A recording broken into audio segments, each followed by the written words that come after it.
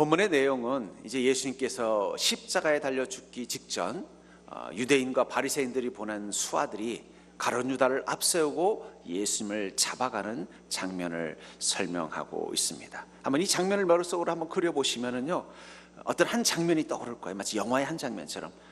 오른쪽엔 예수님이 서 계시고 그 왼편에는 가룟 유다가 서 있습니다. 서로 바라보고 있어요.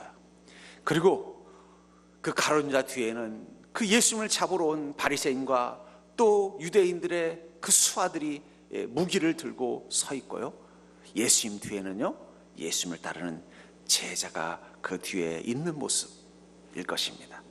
저는 그 장면을 상상하다가 그리스도인이라는 어떤 존재인가, 저는 오늘 이 본문의 이 장면을 상상하면서 이렇게 정의를 내리고 싶어요. 절대로 그리스도인은 예수님의 뒤편에 서 있는 자들이다. 우리 인생의 무대 위에 가운데 예수님이 서 계시고 또 마귀가 서 있다면 우리는 누구 뒤에 있는 자예요? 예수님 뒤에 있는 자예요. 세상도 줄을 잘 서야 된다 그러고 라인이 중요하다 그러더라고. 우리는 어디 라인이에요? 우리는 예수 라인입니다. 그 상상이, 그리스도인이라는 것은 바로 우리 예수님 뒤에 서 있는 이 제자들과 같은 존재구나. 근데 오늘 본문에서 주님께서는 그 예수님 뒤에 있는 이 제자들을 향해서 주님께서는 뭐라고 말씀하시냐면, 이 9절에 보니까 이는 아버지께서 내게 주신 자 중에서 하나도 잃지 아니하여 싸움나이다 하신 말씀을 응하게 하려 함이라. 그 제자들 중 하나도 잃지 않게 하겠다라고 주님은 말씀하고 있다는 거예요. 저는 그 말씀이 얼마나 위로가 됩니다. 하나님은 여러분들을 향해서 이렇게 말씀하시는, 난 절대로 너를 잃어버리지 않을 것이다. 이 장면이 마치 어떤 장면처럼 느껴지냐면은, 이 명절에 이 고향집에 혹은 시골에 간 그 꼬마 아이가 아빠랑 그 시골 친척집에 갔는데 그 집 마당에 사나운 개 한 마리가 있는 거예요. 걔가 그 꼬마 아이를 보자마자 으르렁거릴 때 놀란 그 아이를 아빠가 뒤로 품으면서 뭐라 그러는 거예요? 걱정하지 마, 아빠가 있잖아. 그럼 그 순간 놀랐던 아이의 마음엔 평안이 오고요, 그 으르렁거리는 그 개를 보고도 두려워하지 않게 되더라는 거예요. 그게 바로 잃어버리지 않는다는 말 속에 있다는 거예요. 그런데 오늘 이 비슷한 사건이 마태복음, 마가복음, 누가복음, 요한복음에 다 기록되어져 있는데, 여기 오늘 이 9절의 이 말씀은 유일하게 요한복음에만 기록되어 있어요. 다시 말해서 이 비슷한 사건을 이 사건이 똑같은 사건을 마태복음에서도 설명하고 있고, 누가복음에서도 설명하고 있고, 마가복음에서도 설명하고 있는데, 거기에는 나는 이 제자들을 하나도 잃어버리지 않겠다라는 그 말씀은 없다는 거예요. 근데 왜 요한복음에만 이 말씀이 있느냐?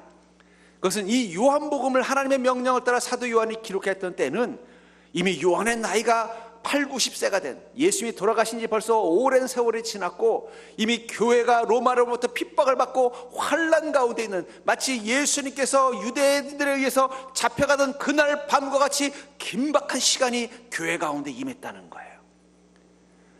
그때 이 성도들의 마음속에는 무슨 마음이 들까요? 나도 그들에게 핍박을 받겠구나, 예수님처럼. 근데 그때 요한은 그때 예수님이 하셨던 말씀이 떠올랐던 거예요. 맞아, 그때 내가 예수님 옆에 있을 때 주님이 그 말씀을 하셔서 우리를 바라보면서, 나는 이들 중에 한 명도 잃어버리지 않을 것이다, 내 새끼들 절대 잃어버리지 않겠다고 주님 말씀하셨던 게 떠올랐던 거예요. 그게 성도입니다, 여러분들. 여러분, 세상이 요동치고 어떠한 문제가 일어나더라도 주님은 우리를 바라보시면서 이렇게 말씀하십니다. 내 새끼들 절대 잃어버리지 않을 거야. 그게 여러분들이라는 거예요. 하나도 잃어버리지 않겠다라는 그 주님의 그 말씀, 저는 그 말씀 속에서, 그 예수님의 그 말씀 속에서 우리 인생이 어떤 인생인지를 다시 한번 확인하게 됩니다. 저는 주님께서 나는 너희들을 하나도 잃어버리지 않겠다는 그 말씀을 통해서 여러분들이 어떤 인생 가운데 있는, 예수 그리스도의 뒤편에 서 있는 제자들과 같은 여러분들이 어떤 인생을 살고 있는지를 확인하고, 그 사실이 여러분들의 인생의 파도와 문제 앞에서 예수님과 함께 온전히 동행하는 그 힘이 될 수 있기를 주의 이름으로 간절히 축원합니다. 먼저 우리가 하나도 잃지 아니하리라는 그 주님의 말씀 속에서 발견하는 우리 그리스도인의 인생의 특징은 뭐냐면, 내가 아니라 하나님이 택하신 인생이라는 거예요. 우리의 인생을 내가 아니라 하나님이 택하신 인생이라는 사실을 여러분들 기억하시기 바랍니다. 11절을 보시면 예수께서 베드로더러 이르시되 칼을 칼집에 꽂으라. 아버지께서 주신 잔을 내가 마시지 아니하겠느냐. 예수께서는 베드로에게 뭐라고 말합니까? 마침 이 장면을 보면 이런 거예요. 예수님하고 드디어 이 가룟 유다를 앞장 세운 그 유대의 그 수하들이 예수님을 잡으러 온 그 긴박한 상황 가운데 뒤에 있던 베드로가 갑자기 확 나타나서 어떻게 하는 거예요? 예수님을 잡아가려고 하니까 칼을 뽑아가지고 말고라는 그 유대인의 그 종의 귀를 잘라버린 거예요. 그때 주님이 스톱을 시킨 거예요. 스톱을 시키고 말고의 귀를 다시 붙여주고는 이 제자인 베드로에게 뭐라고 말씀하셨어요? 너 칼을 칼집에 도도록 꽂아라. 아버지께서 주신 잔을 내가 마시지 아니하겠느냐. 그러면서 주님은 이 십자가로 가는 이 일을 내 의지, 내 뜻, 내가 원하는 게 아니라 하나님이 택한 인생이 있기 때문에 나는 이 길을 가야 한다라고 말씀하고 있다는 거예요. 그것을 한마디로 뭐라고 말하는 거예요? 이 잔이라는 표현 속에 말하고 있다는 거예요. 주님은 이 잔이라는 단어를 자주 언급하십니다. 누가복음 22장 42절에 보시면요, 이르시되 아버지여 만일 아버지의 뜻이거든 이 잔을 내게서 옮기시옵소서. 그러나 내 원대로 마셨고 아버지의 원대로 되기를 원하나이다. 십자가에 달리시는 이 일을 뭐라고 말씀하고 있어요? 잔에 비유하고 있다는 거예요. 왜냐하면 이 잔은 그냥 내가 목말라서 마시는 컵이 아니라 왕이 신하에게 잔에 포도주를 채워서 딱 주는 순간 그건 그냥 목마르니까 마시라는 뜻이 아니라는 거예요. 너에게 사명이 있다는 거예요. 이거 마시고 가서 어떻게 하라는 거예요? 그 사명을 감당하라는 거예요. 제가 정확한 기억인지 모르지만 삼국지에 보면은 이 유비군 중에 이 황충인가 뭔가 하는 유명한 장군이 있어요. 그 장군이 나이 먹고 나가서 싸우겠다고 할 때 유비인가 제갈공명이 술잔을 탁 주면서 한 잔 마시고 가서 싸우라고 합니다. 그러자 그 잔을 벌컥벌컥 마시고 나가서 뭐 싸워서 이겼다 뭐 그런 내용을 전해 본 적이 있어요. 그러니까 이 잔이라는 건 그냥 목마를 때 마시는 잔이 아니라 내가 받는 잔, 주인이 따로 있는 거예요. 그 주인이 주는 그 잔을 받아들여야 되는 바로 명령과 사명을 뜻하는 것이고, 예수 그리스도에게 구체적으로 그것은 십자가에 달리는 운명을 뜻하는 것입니다. 근데 주님은 이 잔을 가지고 또 제자들에게 이렇게 또 설명할 때가 있어요. 마태복음 20장 20절부터 27절에 보면은 예수님께서 성만찬을 하는 사건이 나옵니다. 이 사건 가운데서 주님은 이 잔을 가지고 이렇게 설명하고 있어요. 예를 들면 21절에 보면은 예수께서 이르시되 무엇을 원하느냐 이르되 나의 두 아들을 이 두의 나라에서 하나는 주의 우편에 하나는 주의 좌편에 앉기를 원하나이다. 성만찬이 아니고 예수님께서 어느 날 보니까 세베대의 아들, 아마 야고보와 요한인 것으로 추정되는 그 아들을 둔 어머니가 아마 예수님과 친척이거나 가까운 사람이었어요. 그래서 예수님께 와서 이렇게 청탁을 합니다. 주님, 우리 두 아들을 하나는 주의 우편에 하나는 주의 좌편에 앉게 하여 주시옵소서. 이 말은 무엇을 뜻하는 거예요? 예수님과 함께 동행하면서 주님이 주신 은혜와 능력을 경험하는 존재가 될 수 있도록 주님 특별히 좀 신경 써 주십시오라고 요청을 하고 있는 것입니다. 그때 주님이 22절에서 이렇게 말씀하세요. 예수께서 대답하여 이르시되 너희는 너희가 구하는 것을 알지 못하는도다. 내가 마시려는 잔을 너희가 마실 수 있느냐. 주님은 자신의 운명을 뭐라고 말하고 있어요? 잔을 마시는 것에 비유하고 있다는 거예요. 그러면서 너희도 내가 마시려는 이 십자가의 잔, 이 십자가의 길을 같이 갈 수 있느냐? 그러면 너희들은 내 좌우편에서 나와 함께 존귀함을 받는 인생이 될 것이다 라고 말하고 있다는 거예요. 그래서 구체적으로 이 십자가의 잔을 또 26절에서는 이렇게 설명하고 있어요. 너희 중에는 그렇지 않아야 하나니 너희 중에 누구든지 크고자 하는 자는 너희를 섬기고는 자가 되고, 크고자 한다라는 것은 힘과 권력을 가진 자가 된다는 것을 뜻하는 것입니다. 근데 너희들이 십자가의 잔을 받아서 나와 함께 가는 인생이 된다면 너희들이 가지고 있는 그 크고자 하는 욕망, 권력이 되고자 하는 그 욕망을 가지고 무엇을 해야 된다는 거예요? 남을 지배하고 다스리는 자가 아니라 섬기는 자로 살아야 된다는 거예요. 또 27절에서는 또 이렇게 말합니다. 너희 중에 누구든지 으뜸이 되고자 하는 자는 너희의 종이 되어야 하리라. 너희가 나의 그 십자가의 도의 잔을 마시고 나와 함께 하나님께 영광 받는 인생이 되기를 원한다면, 너희들이 리더가 되고 높아지는 존재가 되기를 원한다면 스스로 자신이 종이라는 마음으로 살아야 한다라고 말하고 있는 거예요.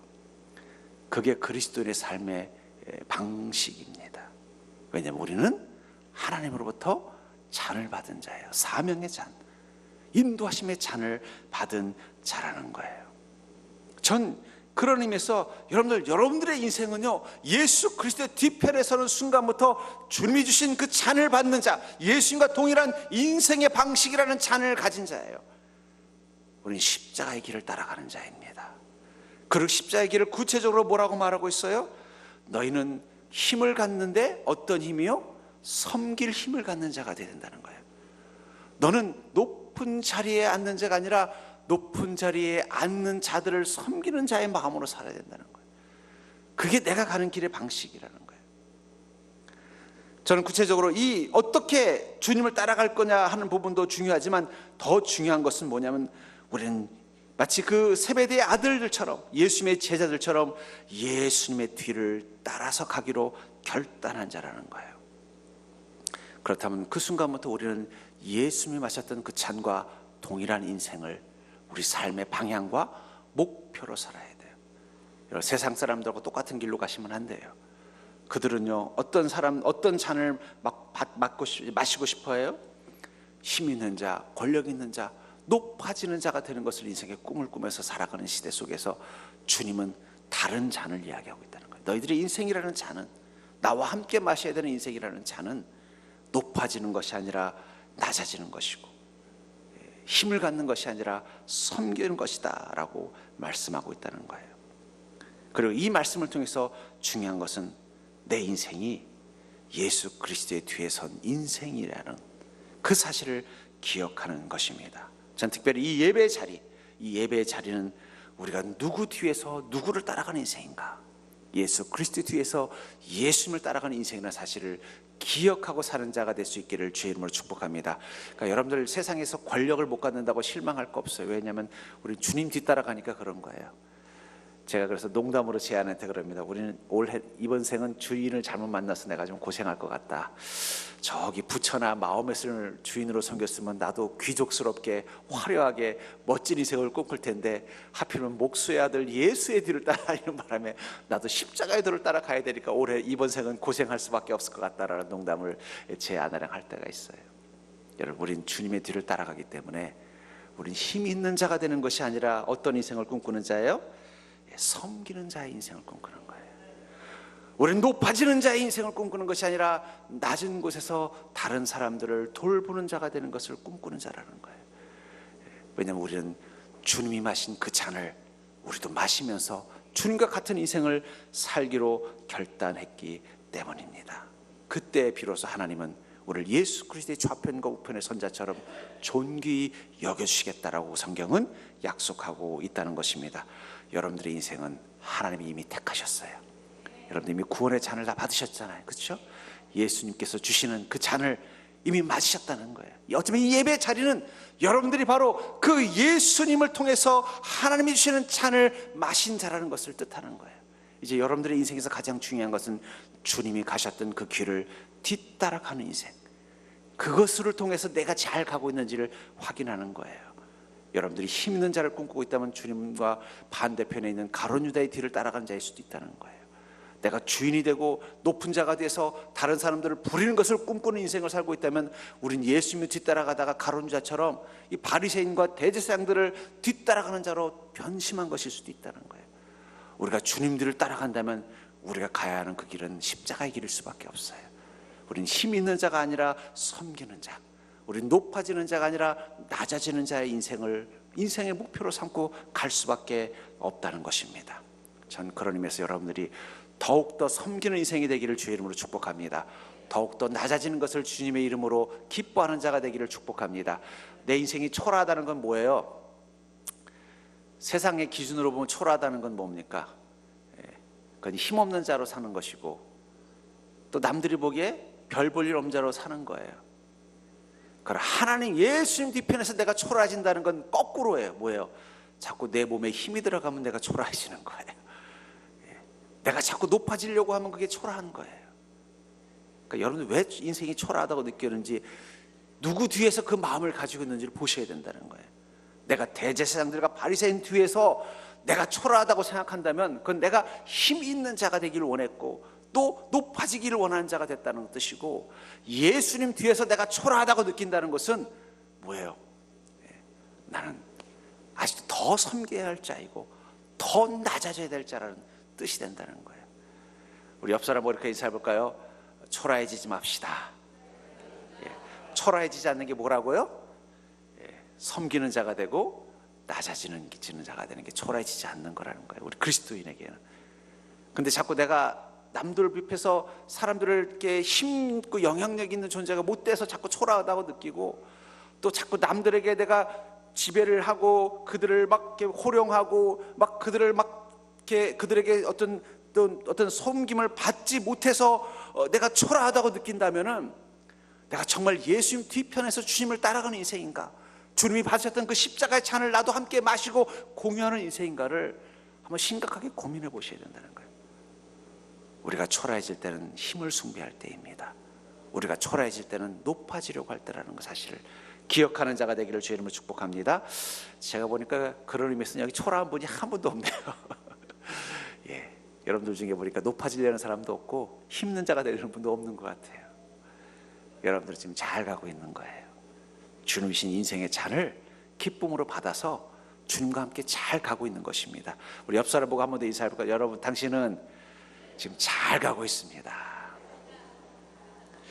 두 번째로, 하나도 잃지 아니하리라는 그 예수의 말씀 속에서 발견하는 우리 그리스도인의 인생은 뭐냐면, 내 칼이 아닌 주님의 능력이 지켜주는 인생이라는 것입니다. 내 칼이 아닌 주님의 능력이 지켜주는 인생이라는 것입니다. 10절과 11절을 다시 보시면, 이에 시몬 베드로가 칼을 가졌는데 그것을 빼어 대제사장의 종을 쳐서 오른편 귀를 베어버리니 그 종의 이름은 말고라. 예수께서 베드로더러 이르시되 칼을 칼집에 꽂으라. 예수께서 주신 잔을 내가 마시지 아니하겠느냐. 여기 베드로가 칼을 가지고 있었다라고 해요. 왜 예수님하고 같이 다니는데 베드로는 칼을 가지고 있었을까요? 베드로가 식사당번이었을까요? 아마 어쩌면 베드로는 칼을 품고 다니면서 늘 마음속으로 자신을 누구라고 생각했을까요? 나는 예수님을 지키는 자. 예수님을 지키려면 나는 능력이 있어야 되고, 도적이 오든 또 예수님을 해하려는 유대인들이 오든 지키려고 해서 나는 칼을 가지고 있어야 된다고 생각했다는 거예요. 자신의 능력을 가지고 예수님을 지켜야겠다고 생각하면서 주님들을 따르고 있었다는 것입니다. 근데 여러분들, 섬김에 대해서 오해하는 분들이 있어요. 여러분들 교회에서 섬기고 계시잖아요. 많은 분들이 교회를 섬기는데, 여러분들이 섬길 때 여러분들의 마음가짐이 내가 교회를 지키는 자라는 마음을 가지면 절대 안 돼요. 왜냐하면 내가 교회를 지키는 자라는 말은 다른 말로 표현하면 예수님은 교회도 못 지키시는 분이라는 뜻이잖아요. 아니, 예수님이 교회를 지킬 수 있는데 뭐하러 내가 예수님을 지킵니까? 아니, 교회를 지킵니까? 그렇잖아요. 베드로는 왜 예수님 뒤에 따르면서 칼을 들고 다녔어요? 예수님이 유대인 지도자로부터 자기 목숨 하나 못 지키시는 분이라는 마음속에 이 잘못된 마음을 가지고 있었던 거예요. 그러니까 어떻게 해야 돼요? 언제든지 유대인들이 예수님을 해하려고 하면 내가 칼을 들고 지켜야 되겠다. 길을 가다 도적을 만나면 내가 칼을 들고 예수님을 지켜야 되겠다. 그 마음은 기특하지만 그 마음의 자세가 잘못된 거예요. 우리가 예수님을 지키는 자가 아니에요. 예수님이 우리를 지켜주시는 것입니다. 우리가 교회를 섬긴다는 건 우리가 교회를 지키는 게 아니에요. 저는 그것을 이 설교자로 있을 때마다 깨닫습니다. 아, 내가 교회를 지키는 자가 아니구나. 어떻게 깨닫냐면, 제가 주일 설교를 언제부터 준비하냐면 내일 아침부터 준비합니다. 다음 주에 본문이 어딘가를 보고 일주일 내내 그 말씀을 묵상해요. 그러면요, 어떨 때는요, 그 말씀이 막 마음속에 막 뜨겁게 막 들어오고, 막 이 대지가 확 정해지고, 막 예화도 막 확 들어오고, 그래서 야, 다음 주일 예배 때 그냥 성도님들이 은혜를 많이 받겠다 하고서 막 기대를 해가지고 막 선포를 하고 나면요, 성도들이 다 졸고 계셔요. 또 어떨 때는 말씀이 막 이해도 안 되고 와닿지도 않고, 나도 막 말씀이 힘들어서 이번 본문은 그냥 패스할까 막 그런 고민을 하면서 막 일주일을 그냥 막 끙끙거리거나, 어떨 때는 너무 바쁜 일들이 많아서 말씀 준비를 제대로 못 해가지고 막 두려움과 근심을 가지고 주일 제단 앞에 딱 서서 말씀을 선포하면은요, 너무 은혜를 받는 거예요. 그래서 제가, 야, 우리 성도들은 알다가도 모르겠다. 왜 내가 그렇게 열심히 준비하고 내가 은혜 받을 때는 은혜들을 못 받고, 내가 이번엔 설교는 죽 썼어 이렇게 생각하고 하면 또 은혜를 받는 이유가 뭘까? 그러다 깨달은 결론이 뭐냐면, 이 교회를 지키는 건 내가 아니구나. 여러분들 섬길 때 착각하시면 안 돼요. 내가 열심을 다해서 교회를 지키는 마음으로 다 해야 이 교회가 잘 되는 게 아니에요. 이 교회를 지키는 것은 성령님이십니다. 우리는 숟가락만 들고 거두는 거예요. 제가 그때부터 마음이 평안을 얻었습니다.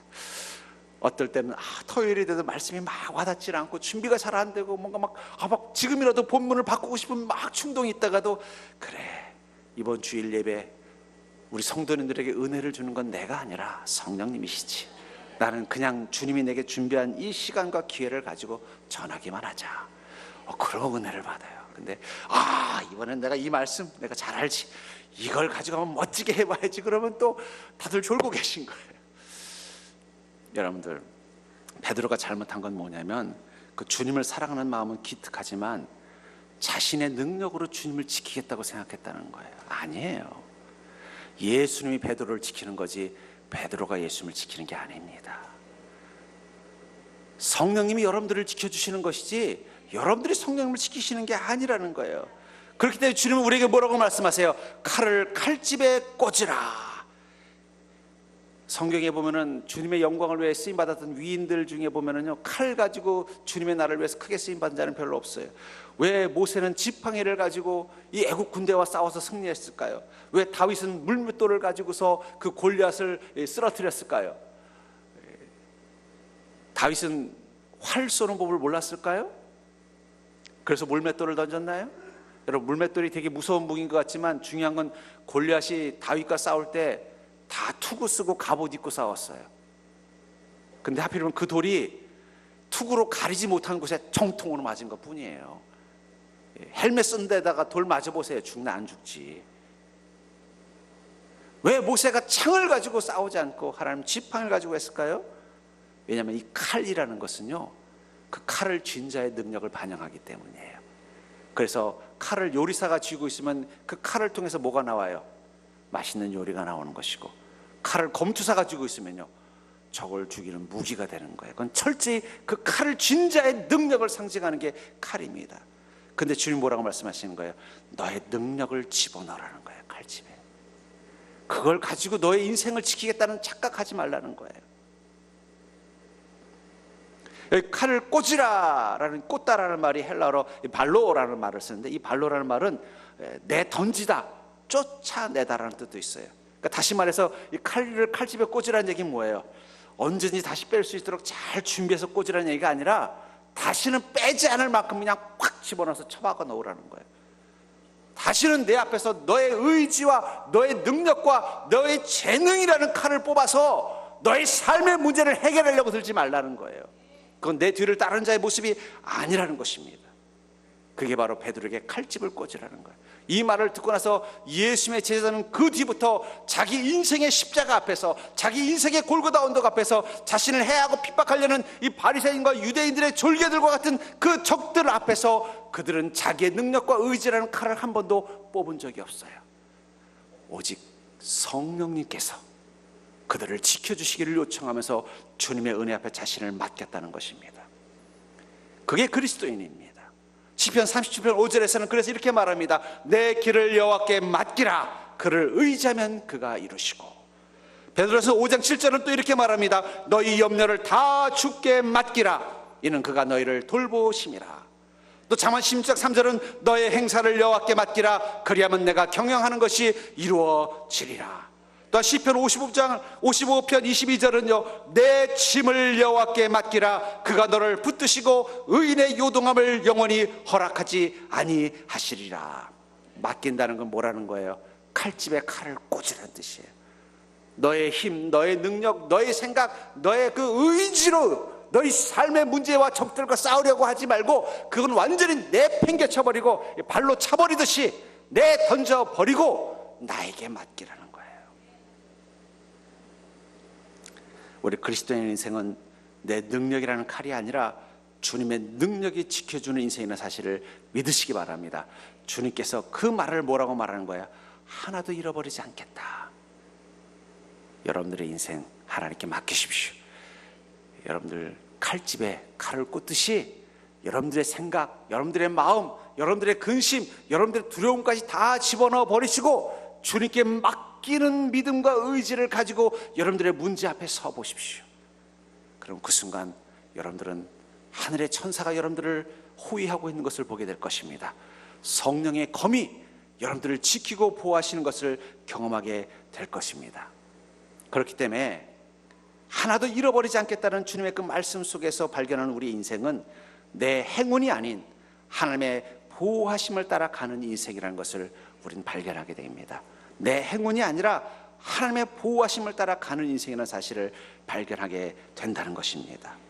9절을 보시면 이에 이는 아버지께서 내게 주신 자 중에서 하나도 잃지 아니하였사옵나이다 하신 말씀을 응하게 하려 함이라. 여기서 보면 내게 주신 자, 하나님 우리 그리스도인들을 누구라고 말씀하고 있어요? 하나님이 내게 주신 자. 여기 내게 주다라는 말이 디돔이라는 뜻인데 이건 맡기다라는 뜻이 있어요.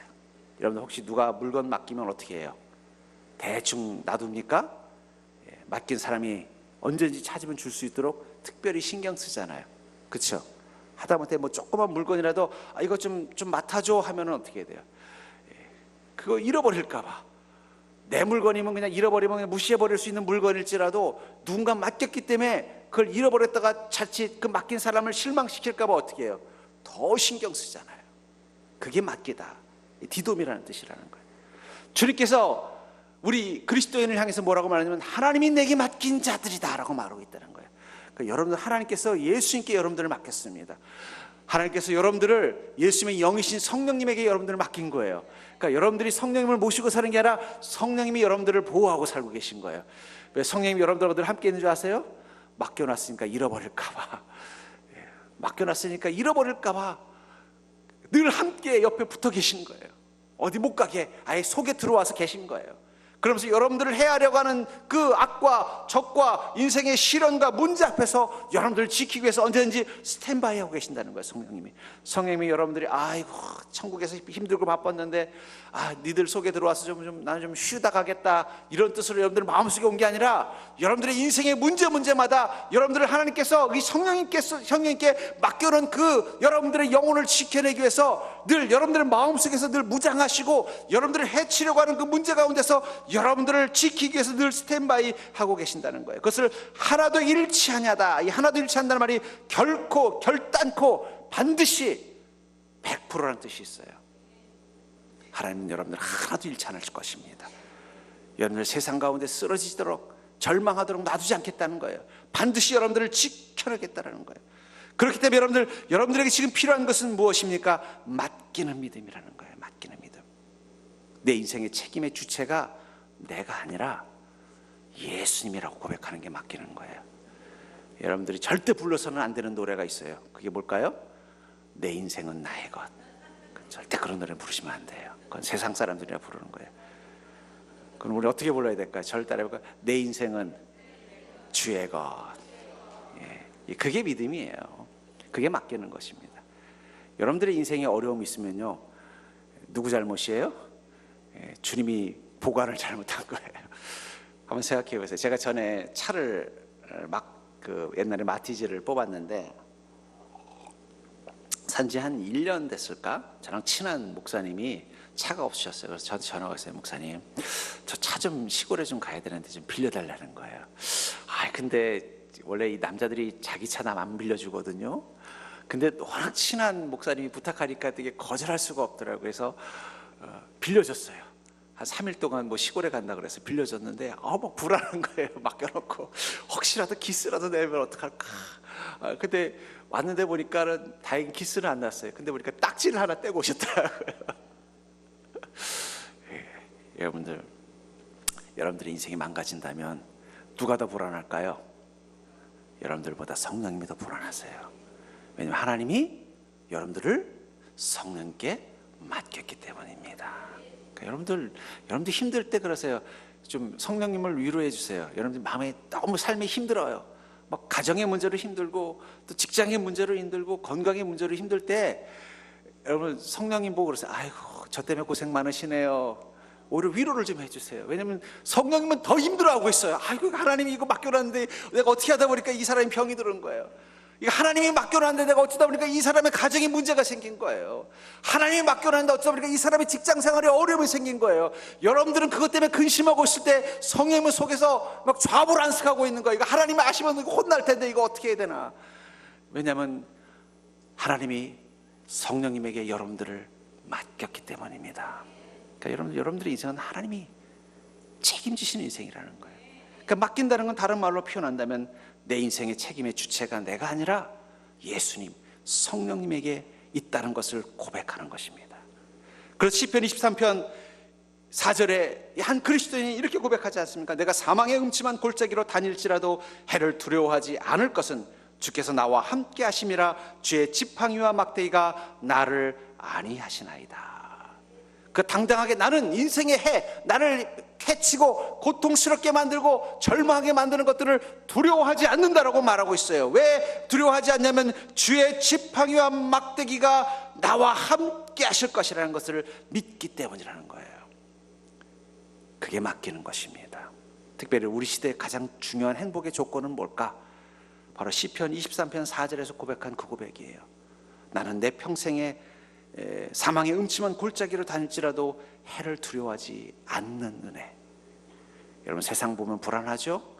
요즘 뭐 보이지도 않는 바이러스, 여러분들 바이러스 본 적 있습니까? 본 적도 없는 놈 때문에 맨날 겁먹고 사는 우리 인생이 얼마나 연약한 존재입니까? 그런 우리 인생을 향해 뭐라고 말씀하신다는 거예요? 나는 사망의 음침한 골짜기로 다닐지라도 해를 두려워하지 않을 것은 주께서 나와 함께 하심이라. 주의 지팡이와 막대기가 나를 안위하시나이다. 우리는 하나님께 우리 인생을 맡기고 인생의 골짜기를 지나가셔야 된다는 거예요. 특별히 여러분들의 인생의 골짜기가 사망의 음침한 골짜기처럼 정말 힘들고 어려울수록 어떻게 해야 돼요? 주님께 맡겨야 돼요. 우리 애들은 그걸 본능적으로 알아요. 그래서 힘들면 어떻게 돼요? 엄마 힘들어. 저희 아내가, 우리 아이가 어릴 적에 시장에 장을 보러 가면은 집에서 이 시장까지 거리가 한 10여 분 가는 거리예요. 근데 이 녀석이 갈 때는 엄마랑 집에 있으라고 그러면 꼭 같이 가겠다고 땡깡을 부려서 같이 가요. 같이 가는 건 좋은데 시장 구경하면 피곤해요, 안 피곤해요? 그럼 피곤하잖아요. 그럼 올 때쯤 되면 갑자기 엄마 졸려 그래요. 그럼 엄마는 그때부터 비상이에요. 왜요? 졸리다는 애를 어떻게 거기다 재울 수는 없고, 그러니 양쪽에다가는 장든 비닐 들고 등에다가는 애를 들쳐업고 그냥 낑낑거리면서 10여 분을 걸어오는 거예요. 엄마는 죽을 맛이지만 우리 애는 어때요? 집에 오면 또 잠이 또 확 깨. 그걸 보면서 저게 맡기는 거구나. 여러분, 인생의 사망의 음침한 골짜기 갈 때 뭐라고 하면 돼요? 하나님, 저 졸려요. 제 문제, 근심 주님께 맡기겠습니다. 주님의 등에 안기십시오. 엎으십시오. 사망의 골짜기를 통과하는 것처럼 힘들 때일수록 여러분들의 힘으로 그 거친 골짜기를 걸으려고 하지 말고 그냥 주님 등에 그냥 탁 들러붙어서 모른 척하고 주무세요. 그럼 하나님께서 여러분들을 그 끝까지 무사히 통과하도록 인도하실 줄 믿습니다.